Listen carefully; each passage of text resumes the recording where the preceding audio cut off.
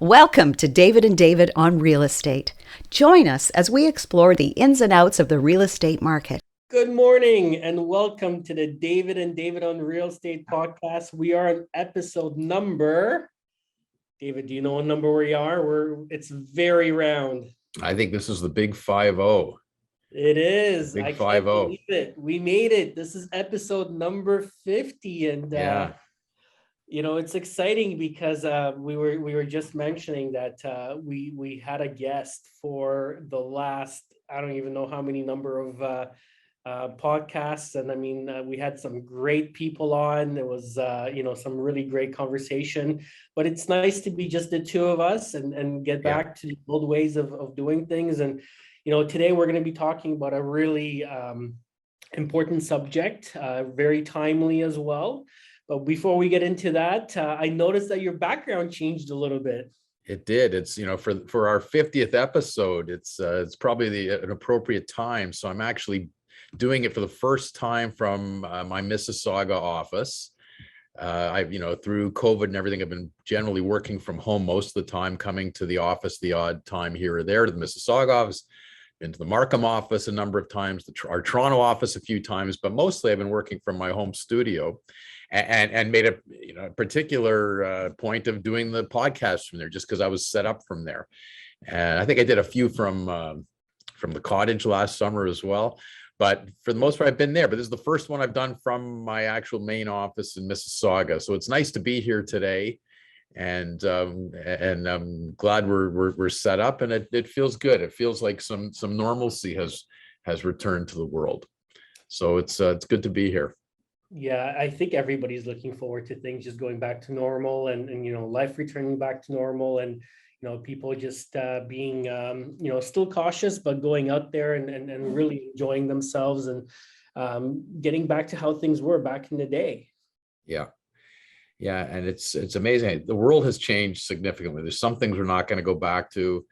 There's new technology in what you do and what I do, and we're still going to be meeting clients virtually, to a large extent. And even we do in-person meetings, we do it now in our boardroom, and everybody's signing on tablets. So we're still doing, in effect, a virtual sign up, even if for the odd one that we do in person. So it's changed. We've got people, working remotely, partially, some in the office, rotating in and out. Who knows if that'll ever get back to a system where everybody's going to be in the office. There's certain conveniences that people have found in our business, and I'm sure in every business.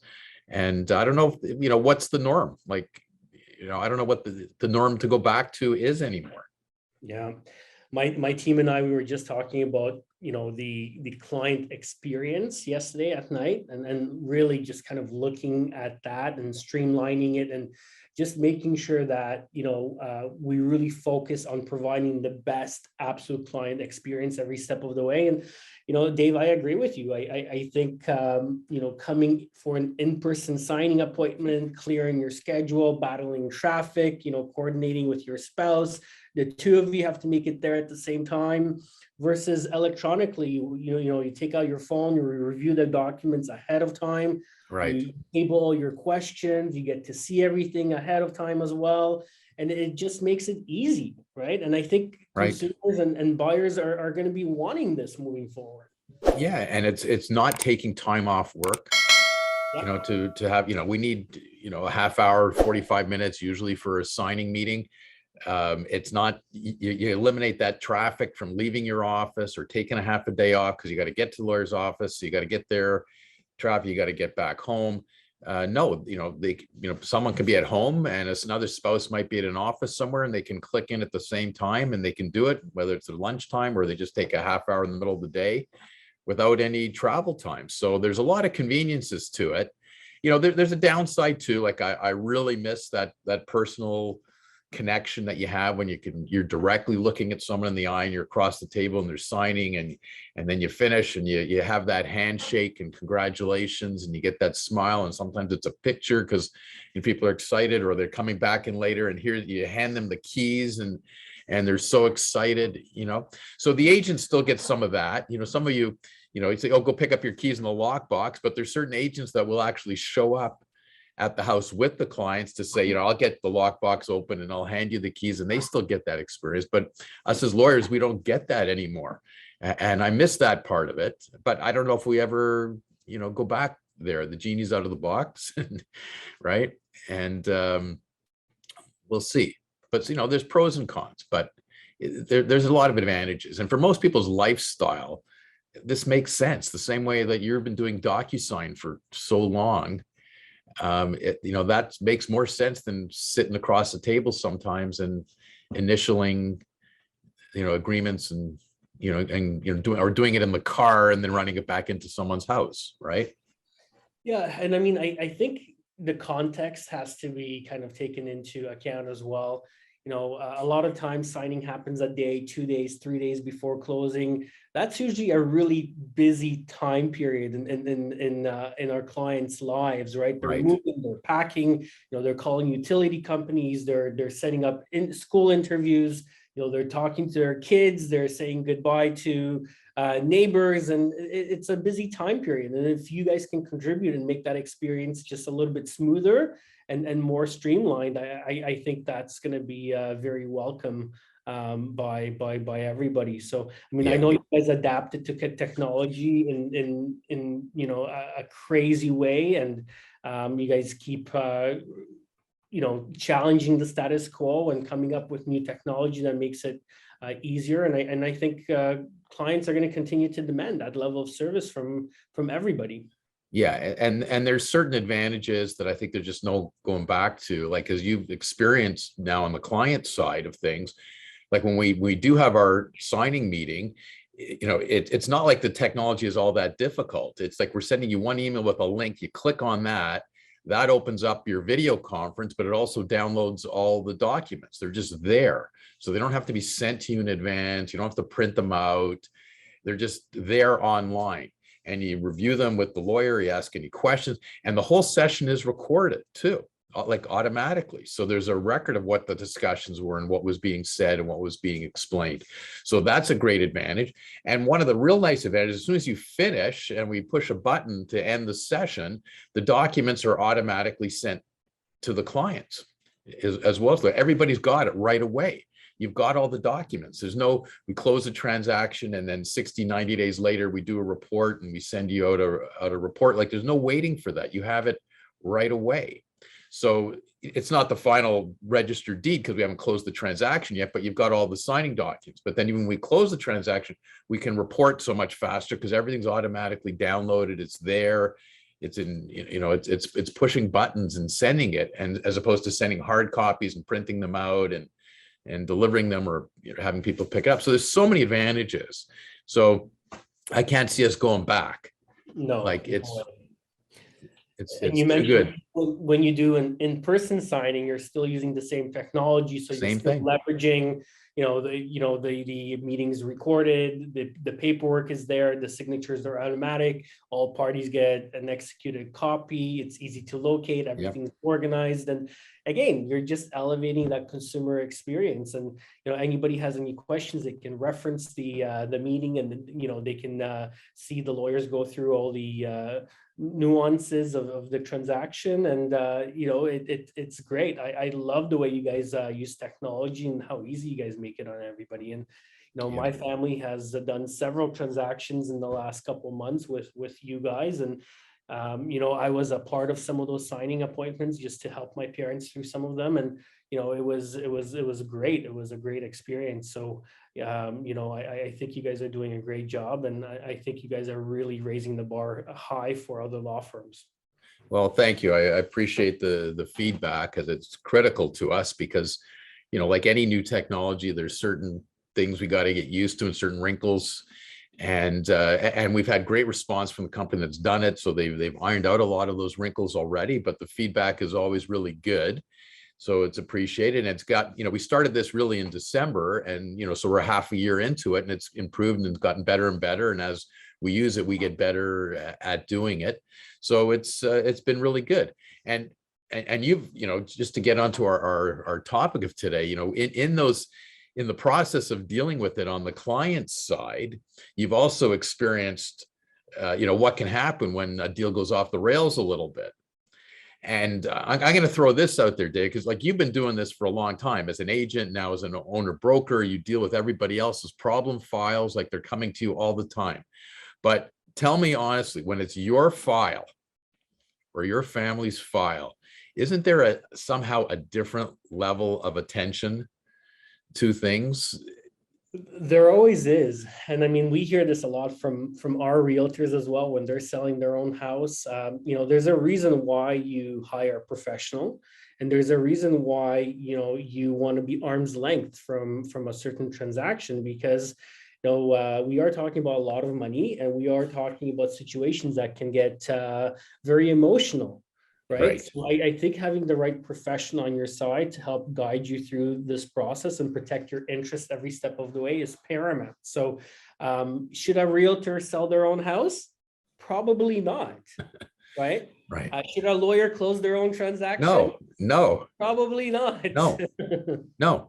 Because like I'm no different. When it's your own transaction or it's your immediate family member, one of my kids or something, you just naturally pay attention to it on a different level. There's an emotional connection to it, and it gets heightened when something goes off the rails a little bit, because it's not just about knowing what your rights are when something goes off the rails, and that's really important because for any client, because we want them to understand what their rights are.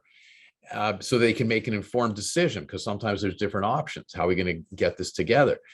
But I think you know me well enough, and our firm and our attitude. We're always focusing on not what your legal rights necessarily are, but how are we going to get this transaction closed? What's the solution to the issue to get it done? Because getting it done is always better than not getting it done. So, but in order to do that, you have to understand what your rights are. You still need that explanation, everything. But it's also you've got to get rid of that emotional connection to some degree and say, okay, here's what I understand what my rights are. Here's what my options are. What should I do to get this done? As opposed to like, screw the other side. I'm in the right here, and let's just hammer them and make it difficult for them because I haven't done anything wrong, and screw them. And well, you could do that if you want, but you may not get your transaction closed. So at the end of the day, is that what you really want, right? So your job as an agent, my job as a lawyer, is to try and keep our clients focused on that as much as what are your legal rights. Yeah, and I mean, let's take a couple steps back, because I think it's really important to really talk about what's happening, what's leading to this conversation, what changes have kind of happened in our market since the last time, because we talked a lot about seller remedies when buyers in breach of contract, and we talked a lot about things and steps you can do to kind of safeguard these situations. But there's a lot of recent changes that have happened in the market, which kind of brought light to this discussion. So let's talk about some of those things, and let's put things into context for the viewers. So the market's very different. And we haven't really talked about the market a lot, but the market is changing. We've seen 2 rate hikes in the last couple of weeks. We've also, experienced the war in Ukraine, which is absolutely tragic. And, that kind of followed with the first interest rate hike. So, people were reacting to what's happening in Europe. People were reacting on a global scale to the media and to the negativity and the horrific situation happening in Ukraine. And the market reacted to it as well. Right. And we're also in to some degree, a post-COVID world too, where there's supply issues globally for certain materials and certain things, and there's this inflationary thing that's going on everywhere. We're certainly feeling it in North America, and most countries around the world are feeling the effects of that. Some of it is just economic cycle. And neither of us are economists, but we've lived long enough that we've seen it before, and we'll see it again, right? Just there's a certain cycle, and no matter who is in government, it's going to happen anyways, because and the U.S., we always point to there because it's really easy for the Republicans to blame the Democrats, and Democrats blame the Republicans. They blame the Democratic president. So you're listening to Republican, the inflation is all his fault. right? But inflation is going on in Canada, it's going on in Italy, it's going on in France, it's going on in Great Britain, it's going on in China and Japan, it's going all over the world. Is that all Joe Biden's fault? No, but if you listen to the Republicans there, he's the president, it must be all his fault, right? But we know there's all kinds of conditions that we can't control, but this is the world we're in right now with all these influences that are all of a sudden affecting our market. Right. So if you bought a house in January, February, March, and certain parts of April, you bought in a very different market with very different conditions. And a lot of the times, you paid a premium for transacting that market, right? And now what we're seeing is, buyers take a little bit more time to make a purchasing decision. We're seeing buyers paying attention to the media. And then we're also seeing houses not appraised at the same prices that they sold in the early stages of 2022. So it's creating a difficult situation for properties that are, I call them, in transit, firm deals that have not yet closed. Right. And I think it's so important that we have this conversation, because there are steps that realtors and home sellers could be taking and should be taking in this market to really protect all parties and ensure that the transaction does come to a successful closing. Right. And if we look back over what's gone on the last couple of years, like this was sort of a prolonged period of time where we've had this market with not enough supply in the market, which is really the underlying factor. So when nice properties do come up, there's multi-offers. So we've been in that situation for quite an extensive period of time. But people have to remember, that's not a normal market. Like, that's an unusual market, okay? And there's some real estate agents out there, some in your brokerage, others, if they started in the last 2 years, last year and a half, 2 years, they've grown up in that market. That's all they've seen. They've grown up in a market where a conditional offer. They don't know how to draft a condition. They don't know how to do it properly, how to put a condition for inspection, a condition for finance, a condition for status certificate reviews. And then what happens if you don't waive the condition, or how you're supposed to waive the condition, how you sit across and really negotiate an agreement of purchase and sale. They haven't experienced that.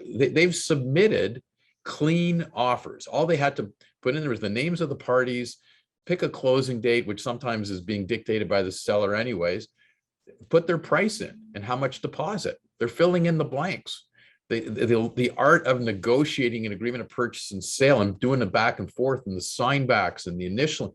There's agents out there, new ones, they haven't even experienced that yet, right? And then you've got agents that have been around the block, they just haven't, some of them have probably forgotten how to do it. They haven't done it for a couple of years, right?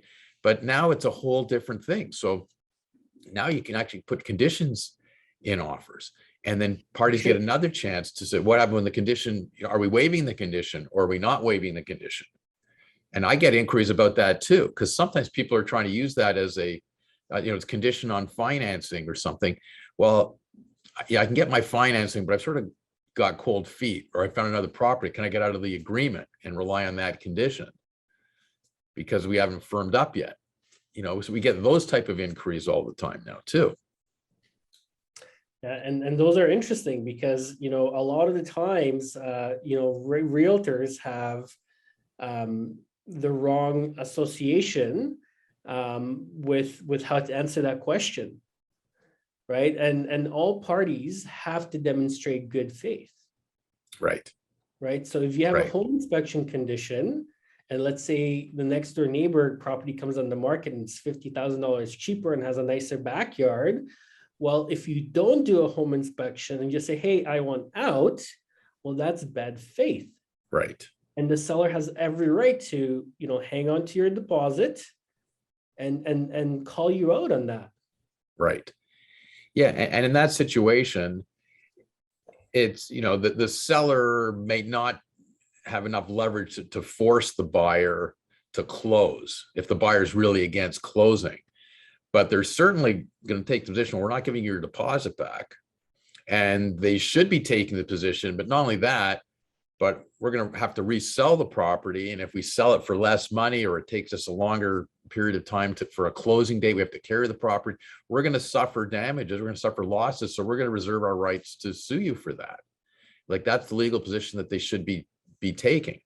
It's really hard to, for a seller to go to court to force the buyer to close the transaction, because the judge is going to say, no, there's nothing really unique about this property. Most of the time there isn't.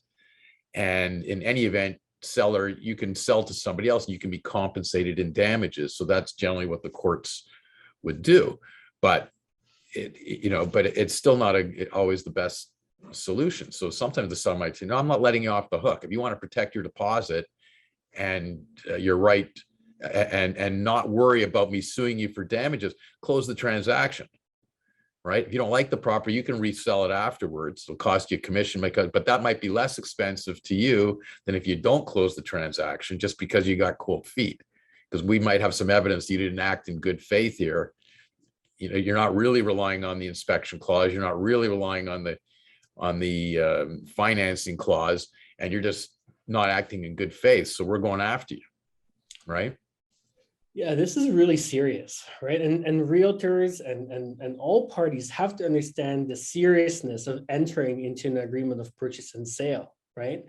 And demonstrating good faith in fulfilling the contractual obligations of what they agreed to, right? So even if there's conditions in the agreement, you have to be very careful and go through the right motions and have the right intention to make sure that you're not in breach of that agreement, and that there's no foul play by either side. So in this market, we see it all the time. We see an offer come in, it's conditional, buyer changed their mind.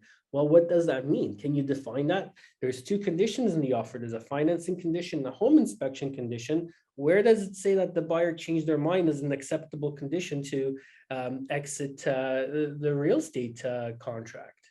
Right. I've been dealing with one now, sort of that situation, obviously without naming names. We're on the buyer's side, and they signed an agreement like on a Saturday. There was back and forth negotiation on price, and there were sign backs that basically adjusted the price, but also adjusted some other things, and things were initialed, etc. And they thought they had agreements done by Saturday night, and then the deposit's supposed to be delivered by Monday morning.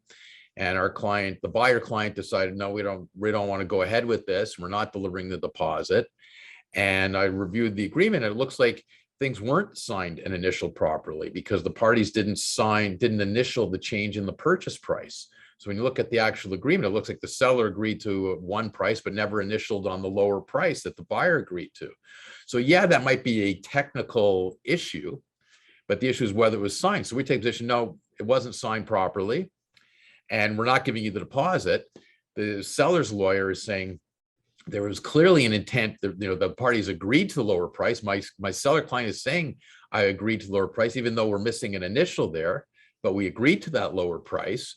And we want you to pay the deposit right now, and make sure you pay it, and you better close. And I keep saying, well, we're not giving you the deposit, because the client was not going to go ahead with it no matter what.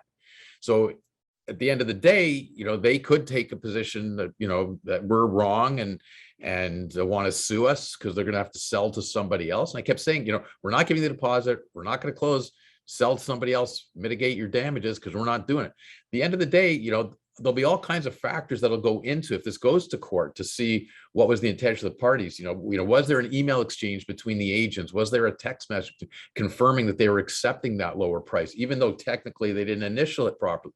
All of those things will become material, because the seller is going to obviously argue that good faith argument. Okay. In the meantime, that was Saturday night. It's now Monday morning. We're saying we're not going ahead. You've lost nothing. It wasn't a multi-offer. It wasn't like they turned down other buyers. We're saying just go ahead and find somebody else, because we're not going to close. At the end of the day, who's going to be right, who's going to be wrong. But if I'm on the seller side, I'd be writing a letter saying, you're wrong. We reserve our rights. We're going to sell to somebody else, but we're coming after you for the damage. But here there was no deposit. So they can't say, give us, we're keeping the deposit. It was never submitted, which is a default too. Mm-hmm. Right? If that transaction was being purchased by a real estate agent for themselves, would the threshold be higher? Would the burden of proof be a lot higher because, the person is a professional and they're transacting, um, would it be easier to hold that person accountable in that situation? I think it would, if you're in court and you're really having a dispute over the good faith aspect of it. Okay. Right. Because if you were a naive buyer, relying on your agent's advice and the agent says sign here or initial here, and you don't, and you thought you did. So your recourse ultimately, if the buyer is at fault, your recourse might be against your agent because maybe your agent didn't do the right thing, but it might not be against the other party. Okay. But if you're the agent involved, you're the one that should be at a bit of a higher standard, and you should know what you're doing, and you should know that everything is supposed to be initialed and signed. And one of the arguments on this one that I made to the other lawyer, because she just kept writing to me, and we insist that you provide the deposit. No, for the 10th time, we're not providing the deposit. And she said it doesn't. You'll find this interesting. The seller did sign and the acknowledgement of acceptance on the agreement of purchase and sale, even though they didn't initial right where the price change was, they signed the acknowledged acceptance saying that, all the terms of the agreement have been agreed to. Right. So she's relying on that. We signed that. So that should be enough because we're acknowledging that everything is in there. And we're telling you that we acknowledge that everything was good and we're accepting the lower price. And I said, yeah, but you didn't initial the lower price. If that was true, then why do we go through the process on every single transaction of initialing every single change to an agreement of purchase and sale? Why bother doing that if all you have to do is sign the acknowledgement at the end that we acknowledge we're accepting all the terms of the agreement, right? And then she went silent on me. Like I haven't had a response back for a week after I said, put that one out there. Well, right? It's an interesting argument. And I don't want, I can't really offer my opinion on this one for obvious reasons, but it's going to be really interesting to see what happens here. Right. And, and sometimes we may never find out ultimately because it may never go to court. Right. And most things don't. So if it never goes to court, you'll never ultimately find out who's right, who's wrong, and do we do the right thing, right? So all we can do is take our position to protect our clients, our mutual clients, the best we can, look at the facts of the case and make our best arguments. But, at the same time, like I started our conversation here, we're always looking for practical solutions too, right? So, in this case, it was never going to be practical for us to hand them over a deposit check and then have a fight. Like we're in much better position not having given the deposit check. I think if we had given the deposit check and then tried to make the argument, oh, things weren't initialed properly and what price was agreed upon. Well, you obviously thought you had a deal because the evidence is you gave a deposit check afterwards, right? So, but that's the thing. You always have to look at the facts, and everything we do in the course of a transaction can become a relevant fact, not just the written agreement of purchase and sale. Like that's the most important thing. Okay. And the law says that over and over again, the contract is the most important thing, but then there's other factors that come in, and it's what did the agents say to each other? What did the agents communicate by text or by email? What were the phone calls? What evidence is there of all that, those factors? And a lot of that leads to those good faith arguments, right? And reliance on certain things that was provided, right? So there's a lot of moving parts on these issues.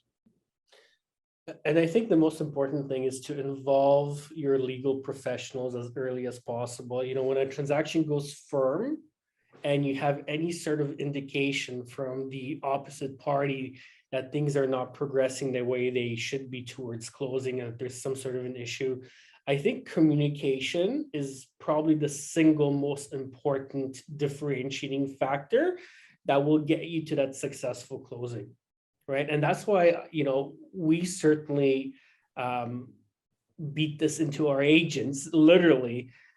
You have to have best of breed professionals helping your clients every step of the way, right? So a lawyer that is responsive, that is communicative, that will, communicate with the client, that will communicate with the realtor, where, it's really a team environment. Everybody works together to make sure that, hey, an email goes out to the other lawyer, anticipatory breach, what's going on, let's talk about this is our legal position, this is the position that we're taking, we'll work with you, let's work together. Do we have to negotiate an extension? If we do negotiate an extension, we want to further a deposit to solidify the seller's position and make it stronger, right? And making sure that once that other closing date comes, the extension, the probability of closing is that much higher, and the seller is even in a better situation than they were yesterday. Right. And we got to remind ourselves that we're on the same team on these transactions too. And I know when I get involved in these type situations, I like people to tell me what's really going on. I want the real information, the real background from the agents, from the clients themselves. Sometimes there's a tendency to say, okay, you want out of the deal. It's really a cold feet thing, but we're going to look for a technical reason to get out of this. And let's see if Kormans can find a reason for us to get out. But I want to know that. I want to know that the reason they want to get out is because they just changed their mind. They just had cold feet, or they found another property. That doesn't mean I'm disclosing that to the other side. But I have to know that so I don't put anything stupid in my letter or in my discussions to the other lawyer, in making arguments that will not hold up at the end of the day, because facts contradict what was said before by the agent or the client. Yeah, right? because facts come out, right? So you have to really let your lawyer know exactly what's really going on and what really happened in the negotiations and the transaction. And you can say, okay, but that's what really happened. But this is why we want to get out. And can you find a way to get us out, or am I stuck? Because sometimes the answer is no, you can't get out. There isn't a loophole. There isn't a technicality. Everything was done properly, and you're either going to close, or this is what's going to happen if you don't close, right? But it's really important for the agent to be upfront with the lawyer too, and the clients to be upfront with and tell them the whole story. It doesn't mean that I repeat it. I say, I don't call up the other lawyer and say, oh, my client's got cold feet, even though we've got a firm deal, they want to get out. Can you talk to your client and see if we can, please let us out and give us our deposit back? Like, we don't deal with it that way, but we're in a much better position when we know all the facts. Yeah, 100%. And, the team environment and working together for the best interest of the clients, I mean, that's absolutely crucial, right? David, at the time of actually negotiating the offer, let's talk about that, because I think agents, especially listing agents, could be doing a lot in terms of pre-qualifying and asking the right questions, right, to making sure that, some of these issues don't even happen in the first place, right? Right. And, especially in this market, the market has softened a little bit. A lot of agents, I call it offer happy. When they get an offer, they're, oh my God, this is the right offer. This is great. We got something in paper, right? But before you rush to accept it, I really encourage everybody to really sit down and ask the right questions. Ask qualifying questions. Don't be afraid to really sit down and, how long has the buyer been in their current property? What kind of a mortgage does the buyer have? What do they do for a living? Is the spouse working? Ask the right questions, really qualify those buyers, and trust me, your seller will appreciate it.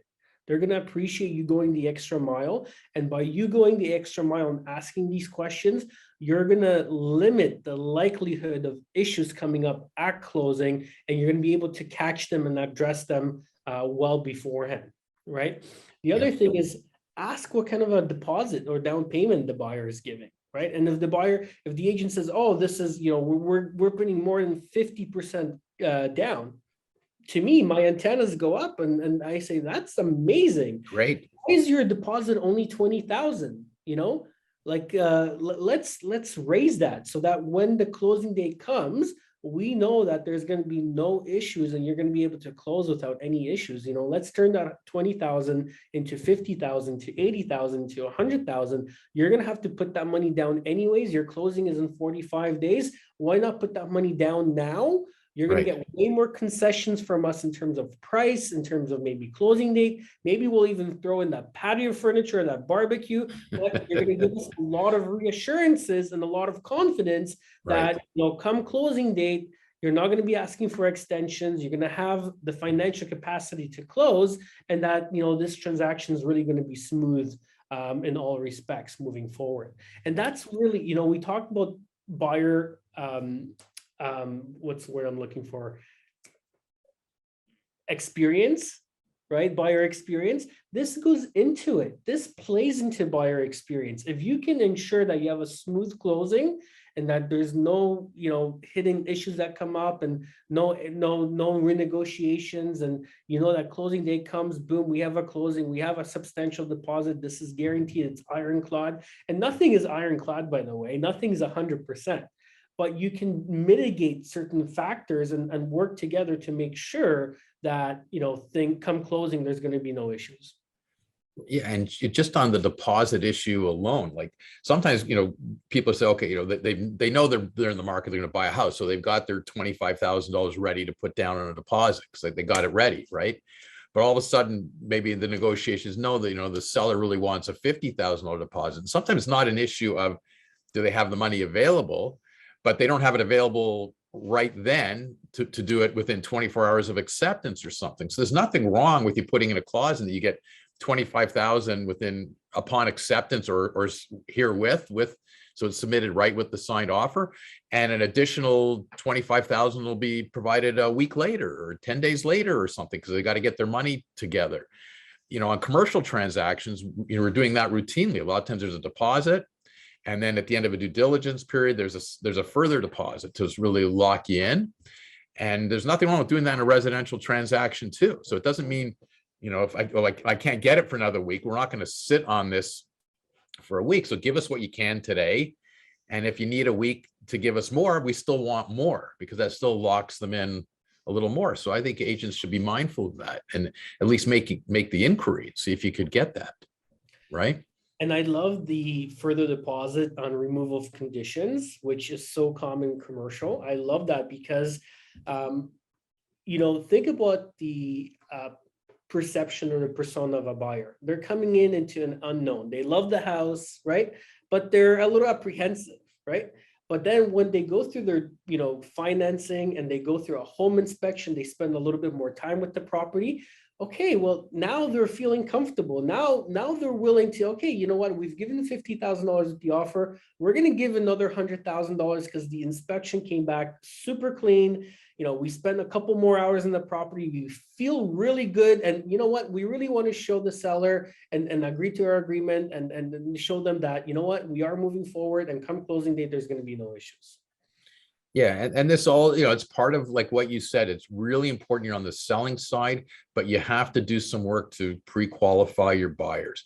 And experienced agents know that the best purchase price is not always the best offer. Okay, especially in the climate that we've gone through when there's the bidding wars and everything. Like, it's not always the case you take the highest offer when you're in these bidding wars. You have to look at who's making it. Do they have an ability to close? You really got to do your homework, and a good agent does that to help pre-qualify on the buyer's side. Obviously, the buyer's agent should be doing that too, to make sure their clients really have an ability to close. Because it's not good if you're on the buyer's side and you get them locked into something and they've overstretched. And then because they've overstretched, now they're having the cold feet and getting the second thoughts. Like, don't put your buyer in that position, right? So make sure they've got an ability to close. And one question I get all the time from agents is, I worked really hard on this transaction. We got it, and now my buyer may not close. Do I still get paid? And no, you don't get paid. You do not get paid commission unless there's successful completion of the transaction. So it doesn't matter how hard you worked and how much you killed yourself. You're signing the standard representation agreement. You're not getting paid unless the transaction closes. And if the buyer walks away, whether they had the right to walk away or they don't have the right to walk away, you're still not getting paid for that. Now, if the buyer still has a good relationship with you and because you haven't, upset them too much, you might get a chance to find them another property and you'll get paid on that closing, but you only get paid on successful completion. So as an agent, don't put yourself in that position. It doesn't help you earn your commission. It doesn't help your buyer. Right. The other thing I encourage listing agents to do is ask for a pre-approval letter, right? Or, ask for, if you really want to go the extra mile, ask for the mortgage broker's phone number. And, while you're sitting with the sellers, call the mortgage broker and say, hey, we just received this wonderful offer from Mr. X. We just wanted to call and just confirm that Mr. X has his ducks in a row and that, there's going to be no issues during closing, right? Go that extra mile. Because again, your sellers are going to appreciate it, and you might uncover some issues that even the other realtor is not aware of by having that conversation.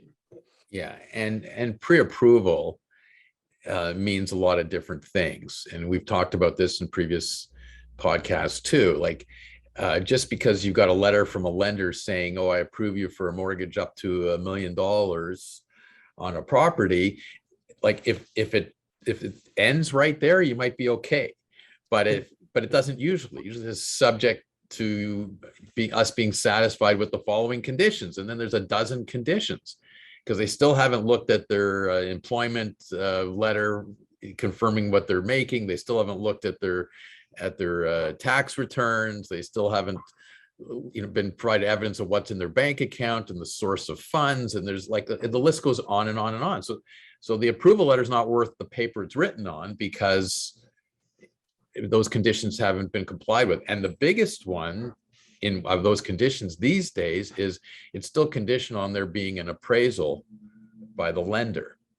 Okay. And that's creating a lot of issues right now for people because they sign an agreement in May, supposed to close the end of June. Market shifts for all the reasons you laid out so beautifully. All the the interest rate increases, the war in Ukraine, post-COVID, inflation, all these things.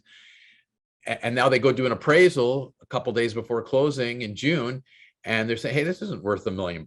It's worth if the bank has to resell the property, we might get 900,000 out of tops. So we're only going to lend based on a value of 900." Even if all the other conditions have now been satisfied. We're not giving you as much money as you thought you were going to get in your approval letter. So now what, Mr. Buyer? Well, now the buyer has to go to a B lender and come up with the difference. And, a lot of the times they need more time to get their ducks in a row.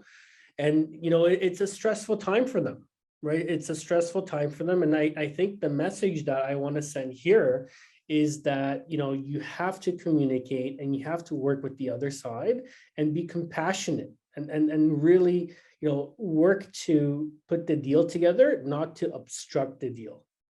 Right. Which is, the big thing that your firm is so adamant about and rightfully so, right? Like there's two parties, everybody needs to work together. I wouldn't focus so much on the penalty and the punitive side of, hey, we're going to charge you all these fees. I would always focus on, let's increase the seller's position. Let's get a further deposit. Let's make that deposit that we received refundable to the seller in certain situations. Let's put them in a better situation than they were yesterday and work with the buyer to make sure that, the closing does happen. Again, in a shifting market, you got to take a little bit of a different approach, because if you are forced to go back on the market, the chances or the likelihood of you obtaining that same purchase price that you did in those previous months is significantly lower. Right. And if the seller has to go through the court system and has to go through litigation to make up the damages and the difference, that's going to take a long time. So again, it's back to that buyer experience or the seller experience, the client experience that you want to provide, and you just want to protect their interest every step of the way and ensure you get a smooth closing at the end of the day. Right. And if it does have to go through the court system, there's uncertainty too. Like no matter how much you think you're in the right and the other side, all the facts have to come out. Everything comes out and it takes a long time. It's an expensive process to go right through the whole thing. Even if you're a non-defaulting party and you've done everything right, I don't encourage anybody to go that route if there's another option.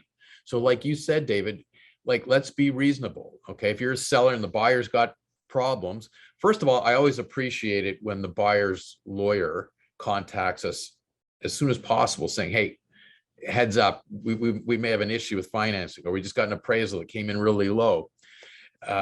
We might have an issue. We might need more time. We're not sure, but it's better for them to let us know as soon as possible, as opposed to springing on the last second, the day of closing, that there's a problem.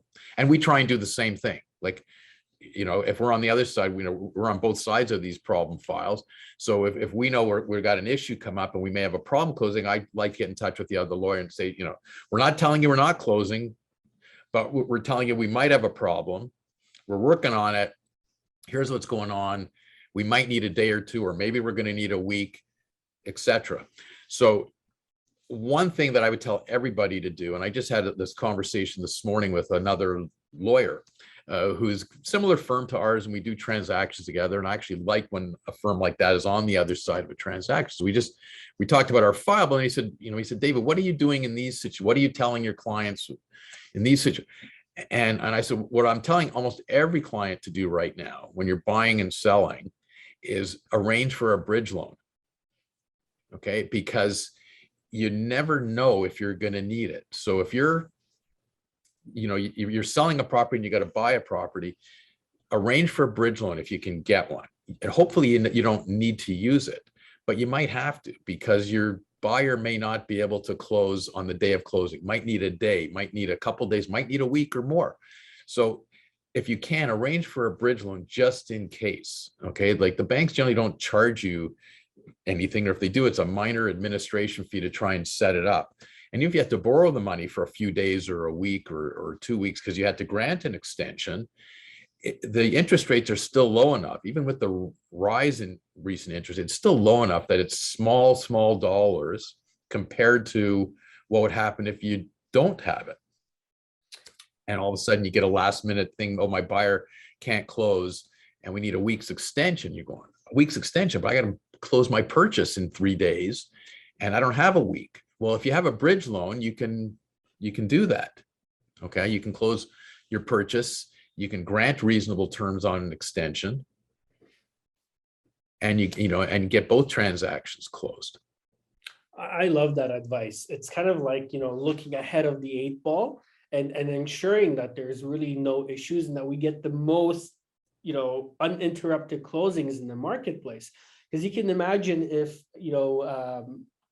a seller sells a house and they buy a property, but the buyer for their house defaults, and now they're not able to, close that property, and now Right. they're not able to close. It's a chain reaction. There's a whole chain, and we come across those all the time. So, and we might just be, you and as an agent, me as a lawyer, we might be right in the middle of it somewhere, completely innocent.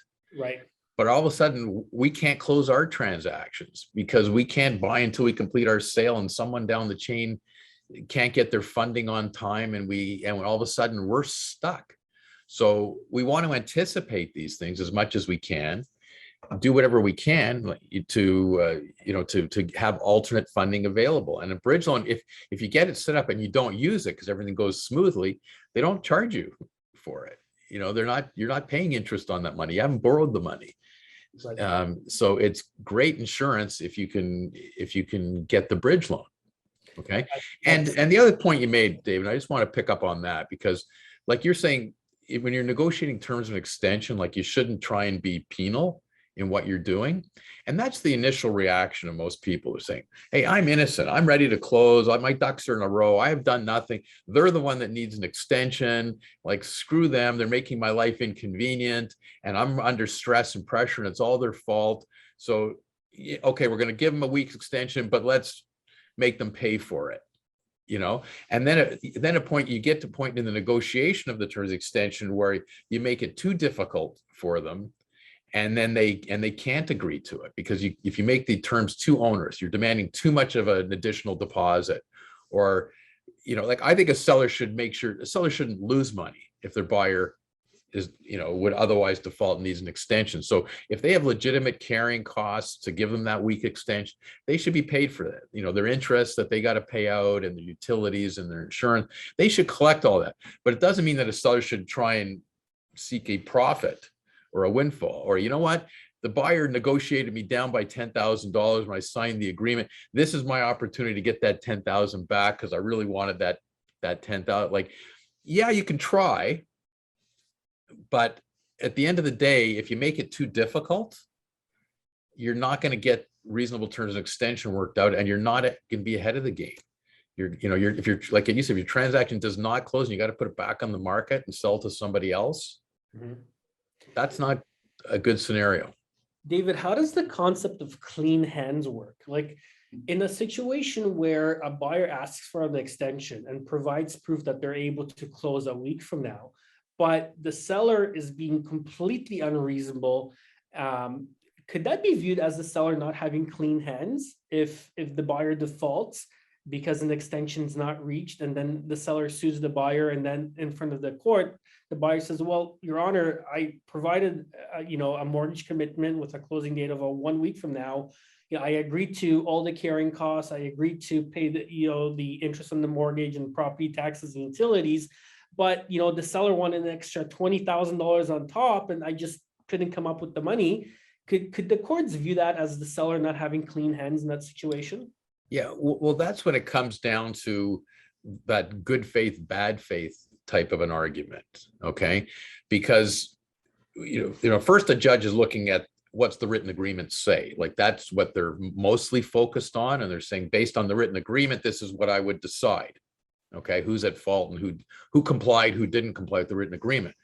But then when you get into those other arguments, which are really equitable arguments, okay, which is saying like there's an inherent unfairness, okay, and if you're making that type of an argument, then you better come to the court with clean hands. If you're alleging bad faith by the other party, then you better make sure that there's no bad faith on your side too, because as soon as a judge sees that there was some bad faith on your side too, he's just going to ignore that whole good faith, bad faith argument, because they're looking at the equities to try and see if there's an inherent fairness or unfairness under this. Is a party just trying to take advantage of the situation? Right. It's one thing trying to enforce your agreement, make sure you don't lose any money. And it's another thing to say, oh, this is my opportunity to renegotiate what I thought I could have got 2 months ago. And this is an opportunity to be penal because I know I've got them. They have to close, or they're not going to want to walk away from their deposit. And I can just really hammer them, with this. So, that's when that comes into play. So we got to be careful. And I'm, and I counsel our clients that way. You got to be reasonable. Here's what your rights are. Here's what the facts are. Here's what your rights are. This is what happened if it doesn't close. If it goes to court, this is what a judge is likely to look at. But is that really good for you? Okay, like let's go back and say, okay, now you know what your rights are and how you're going to get there if you want to stand on those legal principles. But let's focus on what's the practical solution to getting this transaction closed. Okay, I'm not telling our client, you should lose money, but sometimes they might lose a little bit. It still might be worth it for them, right? I did one a few years ago where, we had a client gave up $100,000 of the purchase price as a term of an extension, okay, wow, in order to keep a deal going, because it was way better for them to try and close, like this is, I think they sold for $5.5 million at the time when all the evidence was the property was worth 4.8 to 4.9. Okay, and they got somewhere from 5.5, and now that buyer needed an extension, and the buyer was saying, "Hey, I can't get my financing because now it's appraised at 4.8." Right? So it made sense ultimately in our negotiation for a client to say, "You know what? We're going to give you, as a good faith on our side, we're going to give you $100,000 off from the price." Okay, because it'd be better for us to close at 5.4 than to put it back in the market and try and get 4.8 from somebody and then sue you for the difference. And then roll the dice. And exchange for that, we want an additional deposit, and we got a significant additional deposit paid, and we got them to agree if they don't close on the extension date that those deposit monies will all be released right away without a fight over it and things. So, and it made way more sense for them to agree to $100,000 reduction in price to keep that deal alive and not have the uncertainty of litigation and all that. So got to look at each situation on its own. Yeah, again, great example of working together and making sure that all parties benefit and there's a successful closing. One other thing I really wanted to bring up quickly, this is a situation that we encountered on a brokerage level where, one of our agents representing a buyer wanted to purchase a house with a garage, and then ultimately couldn't find one within the budget. So they bought a house with a carport, family got involved, and then the family's like, you know what, this isn't what my mother wanted, cancel the transaction, right? Yeah. So they never delivered the deposit, unfortunately. The listing agent, I was so impressed with her conduct. This is just unbelievable. So she put the house back on the market, set up for multiple offers, but inserted a condition that any successful offer that is accepted will be conditional on the review of the seller's solicitor for 5 banking days. And then what she did is she came back to my agent and said, look, we now know what the damages are, the difference, and I've been instructed in writing by my seller to release the details of the successful offer that we've accepted in anticipation of the breach that your client has provided to the agreement. And the difference is $55,000. We're giving you until Friday at 4 p.m. to to deliver the deposit and reignite your offer. Otherwise, we're going to be accepting the other offer and we're going to be waiving that condition. And I just thought this is a really brilliant way to, number one, avoid litigation. Mm-hmm. Number two, think outside the box and reignite that original offer and get the seller that, better purchase price, and avoid heartache and a big mess for the buyer that is in breach of that agreement. Yeah, no, I think that was very clever. And I think the timing obviously worked in their favor because you just never know when you go back to the market, right? You may not get a couple offers right away. Sometimes it could sit for weeks right now. We're in a bit of a different market. So if it's sitting for a longer period of time and then you get an offer, do you still have the same opportunity to go back, to the first buyer and say, hey, this is your chance, because we know what our damages are likely to be. But in that scenario, like that was brilliant. Like, why not? And because it's still better for everybody, it'll be better for all parties if they get that first transaction closed as opposed to the second transaction, right? So if there's still an opportunity to it, like, why not do it? And we do that as part of when I've had to default a buyer on a transaction, and I write our letter to the other lawyer saying, you're in breach, and we're going to sue you, and we're going to put it back in the market, but we're reserving rights to sue you, and blah blah blah. I always follow that up with a conversation or something with the other lawyer and say, by the way, we got to do that, and we're going to put it back in the market. But if your client gets his ducks in a row in the next few days or a week before we sign another agreement, please come back to us, because we can revive that offer and we might still do it. So it's not like over forever. Like, that still might be a good thing for them to be, if they can get their financing together or whatever was the holdup, if they can get their act together and come back, like, why, as sellers, why wouldn't we listen to them? Like, it makes sense for everybody. Right. So even though we take our strict legal position, it's always followed with a, like, I wish you luck. Like, if you can get your act together, get in touch with us and we'll try and be reasonable in terms of resurrecting the deal.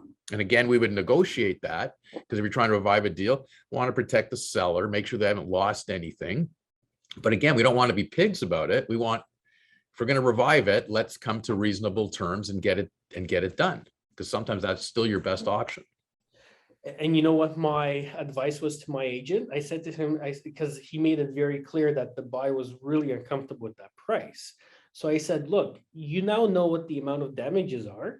Maybe you can't get your buyer to really commit at the price that they originally committed, but maybe you get them to commit $20,000 over what the other buyer is willing to pay. And maybe that's going to be enough for the seller to say, you know what, I will offer. Yep. Still good, still more money. I want to avoid litigation. I want to avoid all that negativity and put the deal together.